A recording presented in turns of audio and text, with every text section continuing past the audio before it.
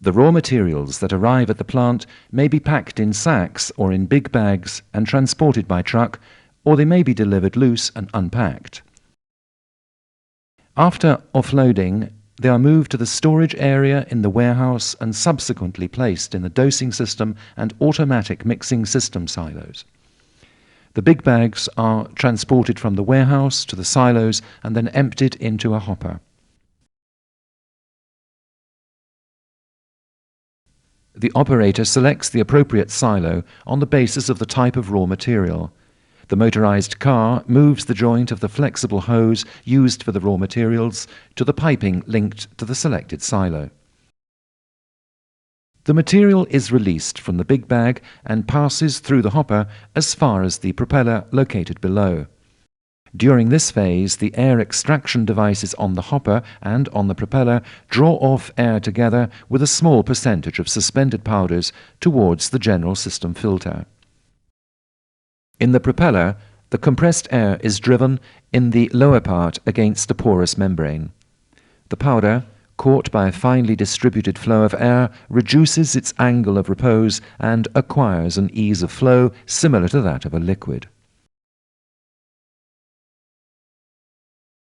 A second flow of air is used to place it under pressure, while a third flow is applied for transfer into the piping.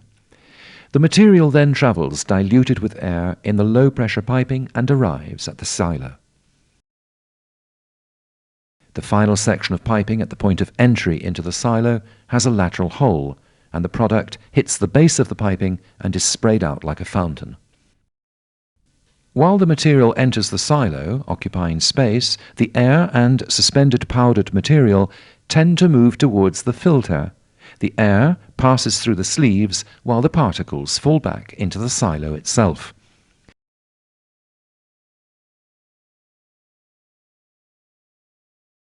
The loose raw materials arrive in tank trucks equipped with an internal powder propulsion system.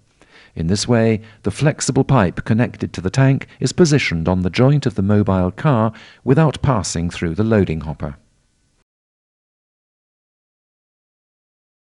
Through the PLC, it's possible to choose the required formula for a particular Frit composition. The system transmits an input to screw feeders and balances to extract a mixture proportional to the weight percentages of the recipe. For the dosage phase, there are two balances or two hoppers equipped with loading cells, which work as two independent balances. The larger one weighs the main components of the recipe, while the smaller one is used for the raw materials that are added in smaller percentages. We can set a recipe on the PLC to obtain an X-type Frit involving the offloading of 400 kilograms of silica. The coil of the tubular screw feeder, which transports and offloads the material onto the balance, is activated, while the vibrating bottom section increases the degree of fluidity of the powders transferred out of the silo. Once the silica has been weighed, the system discharges another main raw material and so on. At the same time, the main components are weighed. The secondary components are weighed on the small balance. An air extraction unit located at the center of each balance avoids the emission of powder during filling.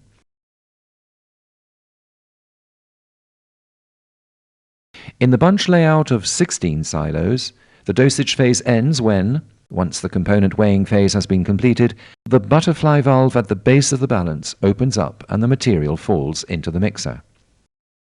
In the case of the two bunches of 6 silos, on the other hand, there is a mobile car fitted with a hopper capable of containing all of the components weighed by the two balances. The car is positioned under the first balance that ends the weighing process. At the end, the telescopic hood placed under the balance descends until the rubber, covering the bottom of the hood, presses against the upper part of the hopper of the mobile car so as to create a seal that will avoid any leakage of powder. Once the hood has descended, the powders go down into the hopper, while the air, more than the fine powder, comes out of the pipe connected to the main plant filter.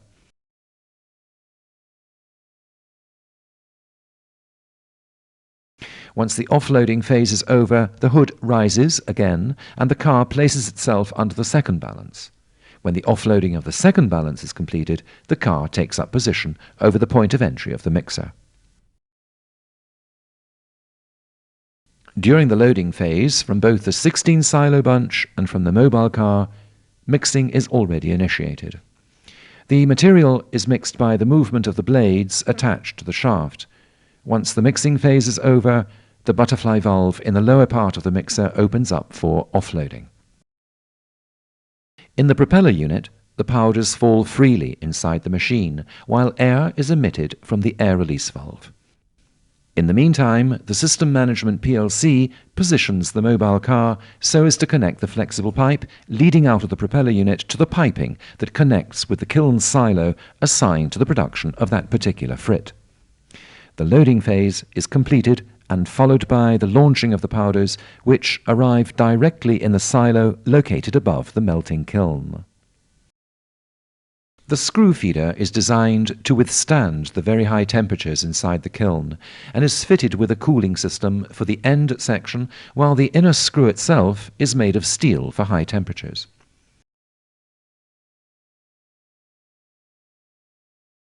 A small hopper, located above the point of entry, equipped with a level probe and motor vibrator, further fluidifies the powders and controls flow.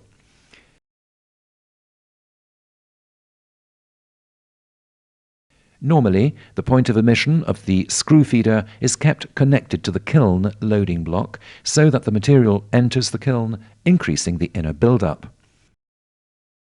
To obtain a frit, the plant management system provides for modification of the screw feeder speed.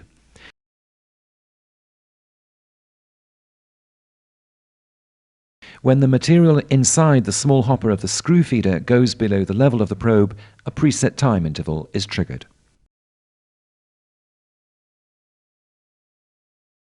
The PLC starts the vibrating bottom and the tubular screw feeder of the silo located above the kiln at established time intervals and draws off from the silo the powders required for the kiln melting, thereby re-establishing the level of material above the probe of the small hopper. The flow of materials always occurs from the bottom of the melting mass build-up, and the material melts on the outside on the surface of the mass, which remains constant as an exposed surface. The melting materials above the mass pour downwards, initially in a plastic form and then increasingly fluid and homogeneous as they absorb energy and proceed towards the point of exit. Here the mass thickens, moving towards the bottom of the tank and slides under the barrage, maintaining the foams generated by the surface transformation. The homogeneous and dense frit rises again and finally overflows onto the runner brick. The height of the bath is just a little higher than the barrage of the tank. The fall of the melted mass from the kiln runner brick comes into contact with the water that partially fills the vibrating extractor. The considerable thermal gap causes cracking due to violent thermal variation and expansion. In contact with water, the melted mass starts solidifying, but at the same time starts to fracture, and hence the term to frit. The melted mass, broken up in this way into granules with a diameter of 0.1 to 5 millimeters, drops to the bottom of the vibrating extractor, where, following the vibration caused by the motor vibrators, rises again until it comes out and falls into a steel basket.